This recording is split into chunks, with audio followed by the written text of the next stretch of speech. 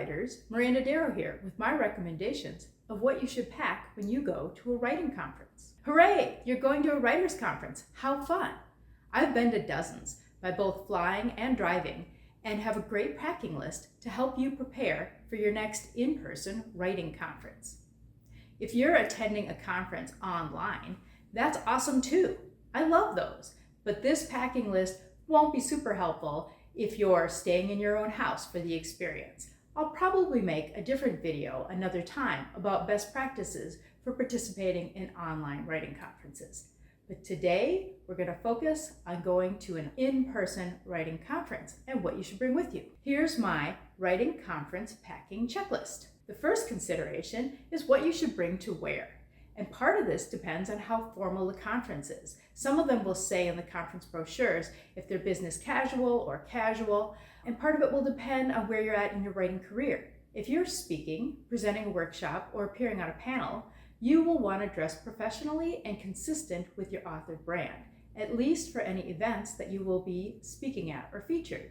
At the upcoming Colorado Gold Conference, I'm presenting a workshop on one day, and I'm giving blue pencil critiques a different day, and then on multiple days, I'm going to be a table host. So I am planning to be in professional gear for most of the days of the conference. And I'm bringing multiple dresses as my author-editor brand is professional and businesslike. I don't wear a suit, but I do usually wear a nice dress, like this one, in a color that is complementary to both me and matches my company logo, website, social media brand. I do like to stay on brand. I have an author friend who always wears hot pink, and I know another author who writes historical and has the most fabulous retro dresses that she wears to events. And I have another friend who writes steampunk, and this can either be all-out cosplay level or a very subtle steampunk hint with a funky watch and a belt buckle.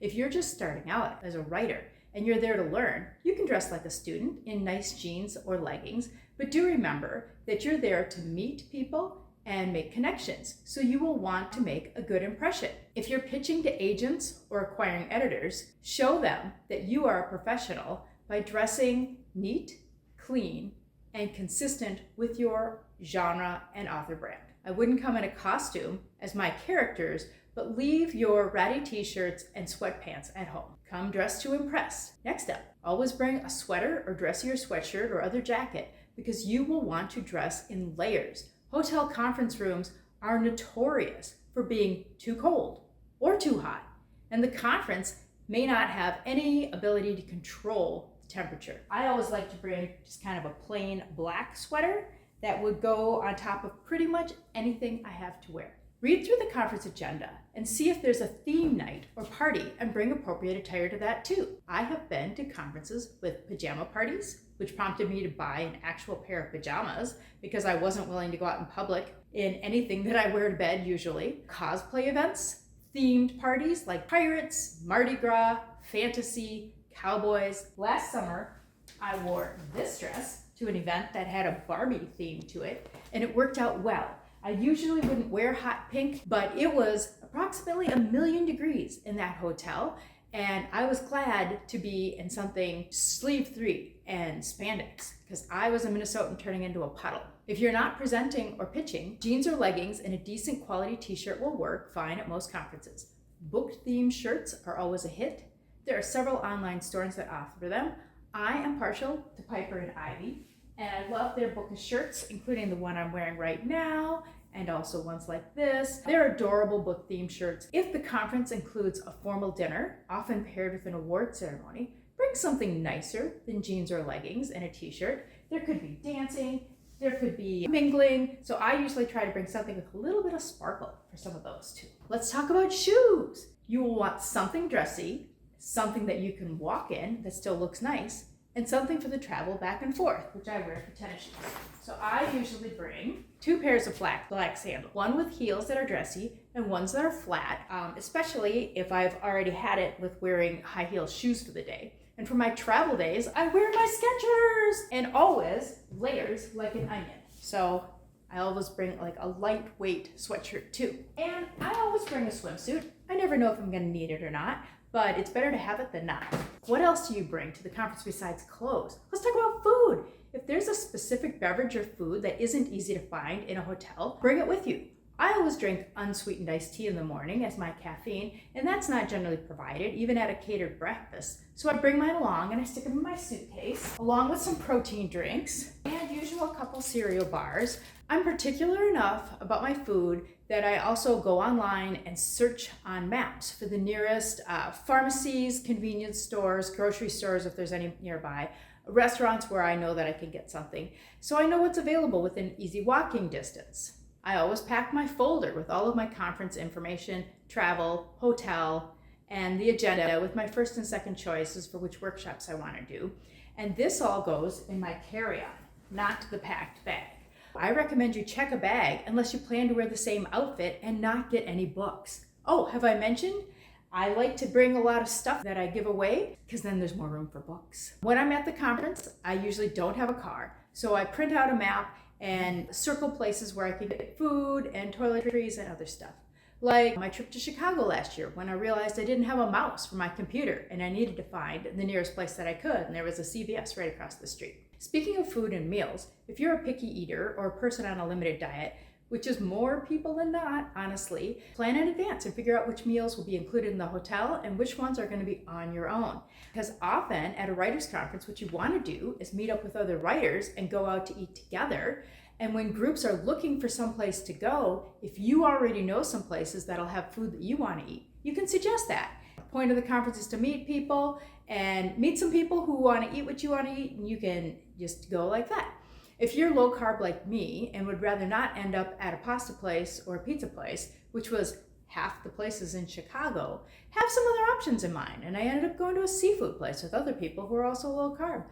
You might find some like-minded eaters happy to join you, and that's how I met another editor. Let's talk about writing specific items that you should pack for the conference. I always like to bring at least one notebook and a pen, something to write and take notes in. I like to bring composition notebooks, one for each conference.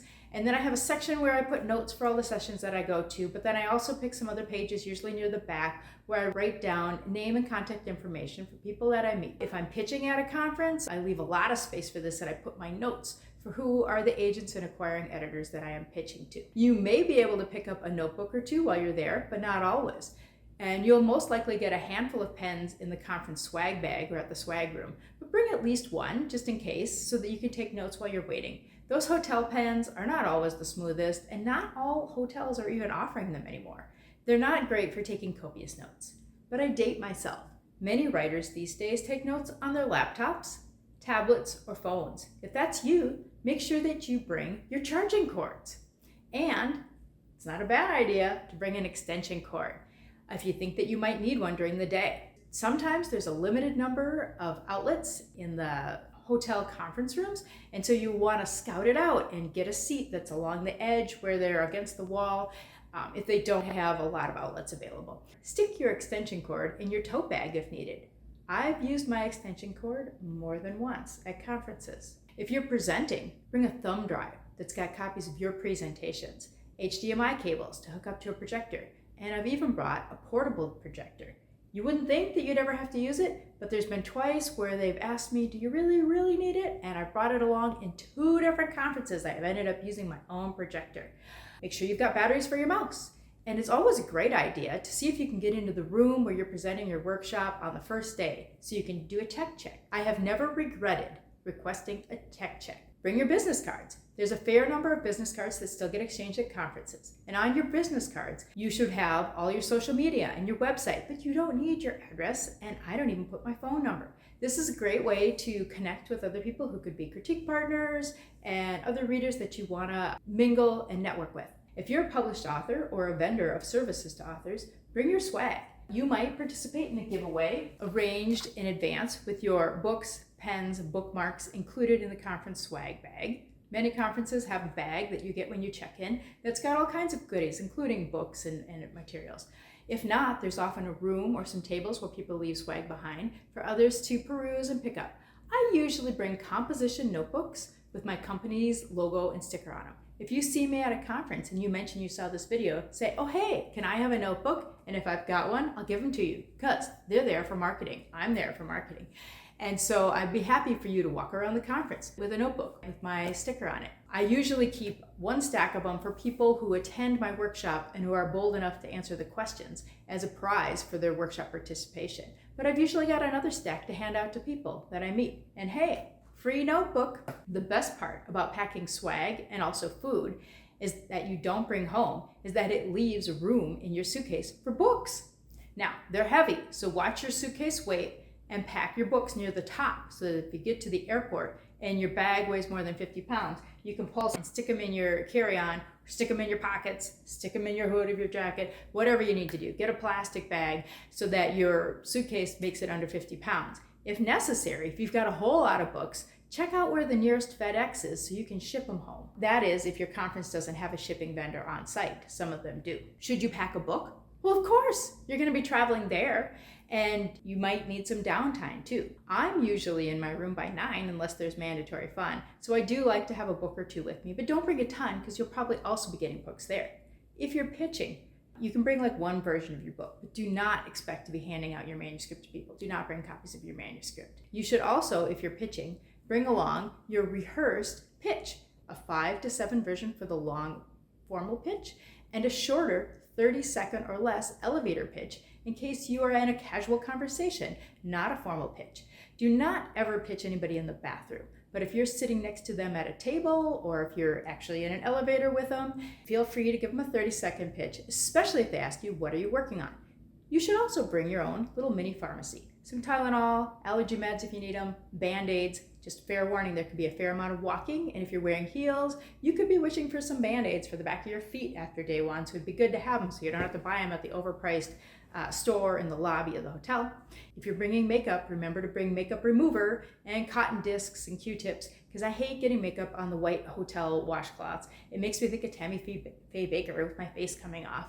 I say this because I don't usually wear makeup on most days in my regular life, and I've forgotten to bring makeup remover and spent a day looking like a raccoon after an unfortunate incident with some waterproof mascara that was apparently waterproof but not smear-proof. Learn from my mistakes. Make sure that you bring the remover if you bring the makeup. I like to bring along stain sticks. These are those little things where you squeeze it and it's like that's tied in it or whatever. I met an author this way when I was able to provide my stain stick after she dumped coffee on her shirt right before she was going to present. Bring some safety pins in case you need to cobble your award ceremony outfit together to avoid a potential wardrobe malfunction. And even one of those little sewing kits if you have those kinds of skills. And all your regular toiletries, toothpaste, toothbrush, razor if you use one, lotion, because the hotels have the worst lotion in the world. I don't know who finds this as to be good lotion, but it's never. So bring your own lotion, your lip balm, hairspray, anything you need for fancy hair if you're going to be going to an award ceremony or pitching or speaking. If your conference offers professional headshots, and I've been to several that do, make sure that you have everything that you would need for a decent headshot to put on your website, your social media, on your business cards, wherever, because it's usually a pretty good deal. They get a good group rate for some professional headshots and you don't need to book a whole session just for yourself. Finally, what not to bring to a writer's conference. If you're going to a writer's conference, make sure you're blocking off your calendar so you can focus on the writing. And so try not to bring your day job computer, your work files, and everything else. I know this isn't an option for everybody, but to the extent that you can, leave your day job day planner at home. Do not bring your dog unless it's a dog-friendly hotel. And I also recommend you don't bring your dog unless you're bringing someone with you who can hang out with Pooch while you're mingling at the conference, because you want to be there at the conference. I brought my whole family, including my dog, to a conference this summer, and it was awesome. We got to meet other writers who were in the official dog pooping area behind the hotel. I got to talk to a writer for a while. But I wouldn't have wanted her to be alone in a strange place that whole time that I was off at the conference. Also, do not pack incredible expectations that this conference will get you an agent or a book deal and all of your dreams. That's a lot of pressure, and it's also a long shot. Go there to learn, make connections, spend time living a writer's life. Do bring a positive attitude, a learning mindset. Even if you're presenting, you can still learn. If you'd like to see me at a conference, I'll be at Colorado Gold this September, which has in-person and online attendance options, the Writing Gals online conference in October, very early October, And Georgia romance writers, Moonlight and Magnolias, also very early this October. There's links for all 3 of these conferences below. If you'd like a copy of my one-page writing conference packing checklist, join my newsletter list in the link below and get it as a free download. And as always, if you want more tips on writing, editing, and the writing life, like, subscribe, and click the bell to get notified of new videos on my YouTube channel. Happy writing!